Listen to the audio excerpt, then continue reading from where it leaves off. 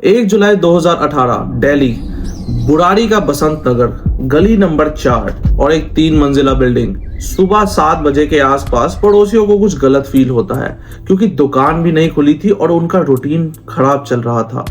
तो वो डिसाइड करते हैं वो घर के अंदर जाके देखेंगे और जब वो घर के अंदर जाते हैं और जो नज़ारा उनको दिखता है उनके होश उड़ जाते हैं और वो साथ में ही पुलिस को कॉल करते हैं। अब ये केस इसलिए फेमस नहीं होता क्योंकि इसमें लोग मरते हैं, बल्कि ये इतना नाम इसलिए कमाता है क्योंकि 11 के 11 सदस्य घर के मास सुसाइड अटेम्प्ट करते हैं। 11 के 11 लोग जो बिल्कुल भी सुसाइडल नहीं थे, जिनके बिजनेस ग्रो कर रहे थे, फ्यूचर प्लान्स थे और घर में शादी की बातें चल रही थी, सब नॉर्मल था, वो सुसाइड कर लेते हैं।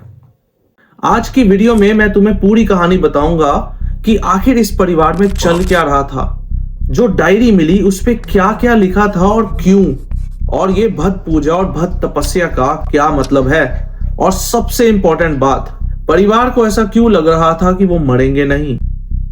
चलिए शुरू करते हैं। मैं जो भी बोलूंगा वो पुलिस की रिपोर्टिंग, फाइंडिंग्स और प्रूफ्स के बेस पे होगा। इस सब का लिंक मैंने डिस्क्रिप्शन में दे दिया है, you can check it out yourself. इस घर में टोटल 11 सदस्य थे। सबसे पहले नारायणी देवी और उनके 2 बेटे जिनका नाम था भुवनेश और ललित। उनकी एक बेटी भी थी जिसका नाम था प्रतिभा, और प्रतिभा एक विधवा थी। फिर आते हैं भुवनेश की वाइफ सविता और ललित की वाइफ टीना। अब प्रतिभा की एक डॉटर भी थी जिसका नाम था प्रियंका, और भुवनेश की भी 2 डॉटर्स थी जिनका नाम था नीतू और मेनिका। भुवनेश का एक बेटा भी था जिसका नाम था ध्रुव, और यहाँ ललित का भी एक बेटा था जिसका नाम था शिवम। तो टोटल 11 लोग थे घर के। ये एक नॉर्मल फैमिली की तरह थी। बिजनेस चल रहा था ग्रोसरी स्टोर और प्लाईवुड का। पर स्टोरी में एक टर्निंग पॉइंट आता है 2007 में। 2007 में फैमिली के जो फादर हैं भोपाल सिंह, उनकी डेथ हो जाती है और इसका सदमा ललित को बहुत लगता है। ललित तो बिल्कुल बदल ही जाता है, उसका बिहेवियर बिल्कुल चेंज हो गया था और वो सबसे अलग रहने लगा था। और यहां से इस परिवार में एक विश्वास की शुरुआत होती है, वो विश्वास जो आगे इनकी मौत का कारण भी बनता है। जी हां, इसके बाद ललित एक दिन फैमिली को बोलता है कि पिताजी की आत्मा उसके अंदर आ रही है और कुछ कहना चाहती है और वो इस परिवार को गाइड कर रहे हैं। अब तुम लोग सोचोगे कि फैमिली मान कैसे गई ये बात को, बट इसका सिंपल आंसर है कि जब ललित की बातें मानने से फैमिली सुख, शांति, पैसा और तरक्की देखने लगी तो इस चीज को वो सच मानने लगती है। धीरे धीरे उनके डाउट्स विश्वास में बदलने लगते हैं। फैमिली को लगने लगता है कि ललित उनको सही डायरेक्शन में लेके जा रहा है पिताजी के कहने पे, और धीरे धीरे ये विश्वास अंधविश्वास में बदलने लगता है। जी हाँ, ये एक स्लो पॉइजन की तरह वर्क करता है। बुराड़ी केस को सॉल्व करने के लिए सबसे बड़ा क्लू जो पुलिस के हाथ लगता है वो 11 डायरीज होती हैं। जी हाँ, पुलिस को इन्वेस्टिगेशन में 11 डायरीज मिलती हैं जिनको एक रात में नहीं लिखा गया, बल्कि ये काफी समय से चल रहा होता है। और वो डायरी में कोई कहानी नहीं होती बल्कि नियम लिखे गए होते हैं और जो फैमिली मान रही होती है। अब यहाँ पे सबसे इंपॉर्टेंट चीज जो पुलिस को समझ आती है वो ये है कि उस डायरी में जिस तरह से इंस्ट्रक्शंस दी गई होती हैं उसी तरह से ये सीन मैच कर रहा था, बिल्कुल सेम टू सेम। मतलब ये पहले से डिसाइड किया गया था, ना कि एक रात में। अब यहाँ पे भत पूजा का मेंशन किया गया था, जिसका यूजुअली मतलब होता है कि एक पेड़ की पूजा की जाए जिससे आयु को लंबा किया जा सके। लेकिन इस केस में इसको भी एक्सट्रीम वर्जन तक लेके जाया जाता है, जिसको ये एक रिचुअल में बदल देते हैं। वो रिचुअल जो मुक्ति के रास्ते लेके जाएगा। हैंड राइटिंग एक्सपर्ट्स की रिपोर्ट की माने तो ये डायरीज को प्रियंका और नीतू लिख रही थी। जी हाँ, इनको लिखा जा रहा था बारी बारी इन दोनों के द्वारा, और इनको गाइड करने वाला सिर्फ एक जो था ललित, और ललित को तो पिताजी ही गाइड कर रहे थे। इसका मतलब सबको लग रहा था कि ललित के अंदर पिताजी आ रहे हैं और पिताजी ललित से कह रहे हैं ये सब लिखने को, जो कि नियम है इस घर के। और उस डायरी में लिखी हुई सबसे खतरनाक बात तो ये थी कि उसमें लिखा था कि सब अपने अपने हाथ खुद बांधेंगे, लेकिन दूसरी तरफ पहुंचते ही एक दूसरे के हाथों को खोलने में हेल्प करेंगे। जी हाँ गाइस, इसका मतलब साफ था कि उनको लग रहा था ये अंत नहीं है, बल्कि वो दूसरी तरफ पहुंच जाएंगे। ये एक मौत का रास्ता नहीं बल्कि मुक्ति का रास्ता था, और वो परिवार उस रात के लिए प्रिपरेशन कर रहा था। जी हाँ, सीसीटीवी फुटेजेस में पता लगता है कि उस रात दुकान बंद करके घर के अंदर कुछ सामान को अरेंज किया जा रहा था, कुछ की तैयारी की जा रही थी, कि जिससे पता लगता है ये सडनली नहीं हुआ बल्कि इसकी तैयारी पूरी तरह से की गई थी।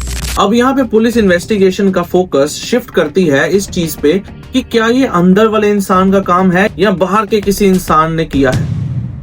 इसको इन्वेस्टिगेट करने के लिए पुलिस एक प्रैक्टिकल चीज करती है कि वो घर वालों के रूटीन पे फोकस करती है। वो समझती है कि इनकी डेली रूटीन क्या थी, कि अगर 11 लोग ऐसा कर सकते हैं एक साथ, कि इसके पीछे कोई तो पैटर्न होगा, और उसको अंडरस्टैंड करना पुलिस का काम था। अब पुलिस पड़ोसियों से पूछती है कि कल रात कोई चिल्लाने की आवाज या फिर कोई लड़ाई हुई हो, या फिर इस फैमिली में कोई आता जाता हो, कोई अननोन पर्सन। लेकिन ये पूछताछ के बाद पुलिस को ये बात साफ हो जाती है कि ये किसी बाहर वाले इंसान का काम तो बिल्कुल भी नहीं हो सकता।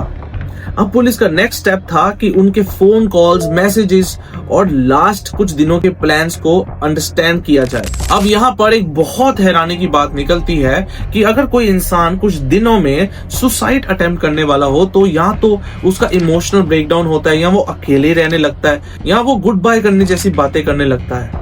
लेकिन इनके केस में ये बिल्कुल नॉर्मल रिएक्ट कर रहे थे, और बिल्कुल जैसे कुछ हुआ ही नहीं या होने ही नहीं वाला। अब इसके बाद पुलिस इसको इमोशनल सुसाइड के एंगल से सोचना छोड़कर एक रिचुअल बेस्ड सुसाइड के एंगल से देखना शुरू कर देती है। अब उनके पास ज्यादा कुछ होता नहीं सोचने के लिए, बट वो डायरीज ही उनके पास होती है जो एक प्रूफ होती है।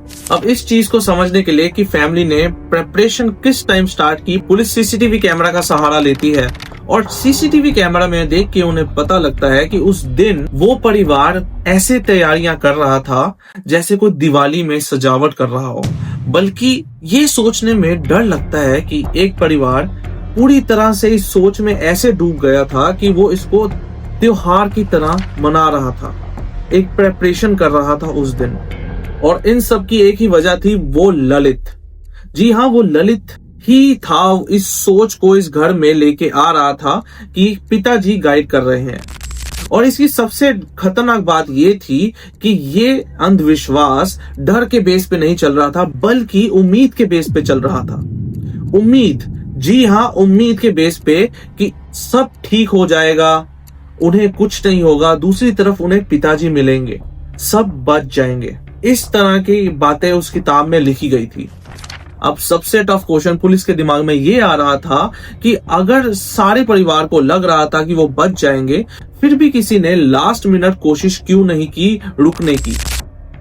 अब इसका आंसर पुलिस को मिलता है ये ऑब्जर्व करके कि जब एक अंधविश्वास सालों से एक परिवार में हो और फॉलो किया जा रहा हो, जब हर एक डिसीजन को पड़ाव की तरह दिखाया जाए, जब हर एक नियम को मुक्ति के रास्ते से जोड़ा जाए, तो धीरे धीरे इस परिवार ने अपना पर्सनल लॉजिक सरेंडर कर दिया था। ये एक साइकोलॉजिकल ट्रैप था जिसमें सारा परिवार फंस चुका था और सब अंधविश्वास को घर के नए नियम मान चुके थे। अब यहाँ पे पुलिस अलग अलग थ्योरीज को एविडेंस के अगेंस्ट टेस्ट करने की सोचती है। सबसे पहली थ्योरी थी पैरानॉर्मल थ्योरी, जिसमें लोगों को लग रहा था कि एक सुपरनैचुरल इन्वॉल्वमेंट हो सकती है।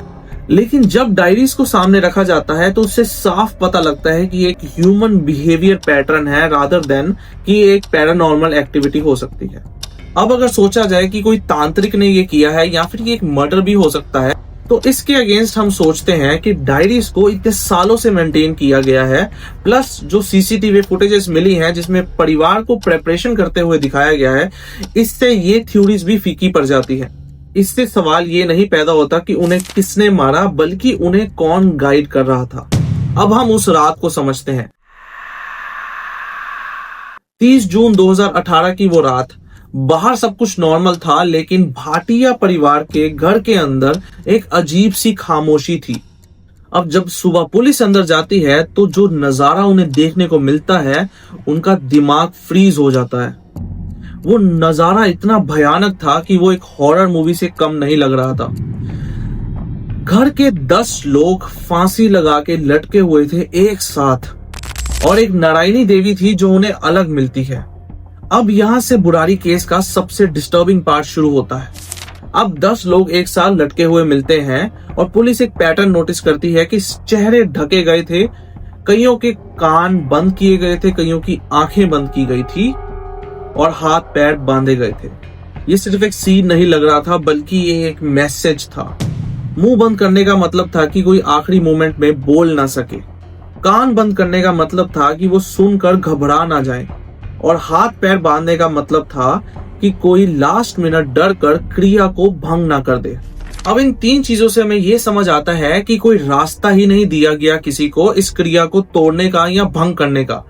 ये मेक श्योर किया गया कि ये क्रिया बिना किसी रुकावट के कंप्लीट हो जाए। अब नारायणी देवी को अलग रखने का मतलब एक अलग अलग थ्योरीज निकल के आती हैं। कुछ लोग सोचते हैं कि उनका रोल इस क्रिया में अलग था, बल्कि कुछ लोग सोचते हैं कि वो बुजुर्ग थी, इसलिए वो फांसी लटक नहीं सकती थी, इसलिए उनको अलग रखा गया। अब इसमें हम सिर्फ सोच ही सकते हैं, इसका कोई प्रूफ हमारे पास तो बिल्कुल नहीं है। अब यहाँ पे पुलिस को एक और बात क्लियर होती है कि ये सब ललित कर रहा था। वो सबसे एंड में फांसी चढ़ता है, सबसे पहले वो बाकी सबको तैयार करता है। सबके हाथ पैर बांधना, मुंह ढकना, ये सब ललित कर रहा था। घर को लग रहा था जो ललित बोलता है वो पिताजी के आदेश हैं, और ये रिचुअल को ललित ही कंप्लीट कर सकता है। और ये सब चीजों को समझने और सोचने के बाद मेरा ये मानना है कि ललित का मानसिक संतुलन बिगड़ चुका था, और धीरे धीरे वो अपने परिवार को माइंड वॉश करता है। और कुछ सालों तक माइंड वॉश करने के बाद वो इतना अंधविश्वास में डूब चुके होते हैं कि उन्हें अपनी मौत भी मुक्ति की तरह लगती है। वो इस फाइनल क्रिया को अपनी मुक्ति समझ रहे थे। जी हाँ, जब मानसिक संतुलन से बिगड़ा हुआ आदमी और अंधविश्वास मिलते हैं तो कुछ ऐसा दिखाई देता है। बाकी आप लोग कमेंट सेक्शन में बताइए कि आप लोग क्या सोचते हैं, क्या हुआ होगा। और अगर आपको मेरी वीडियोस देखते रहनी है तो please subscribe my channel. Rapid fever files case closed. फिर मिलते हैं।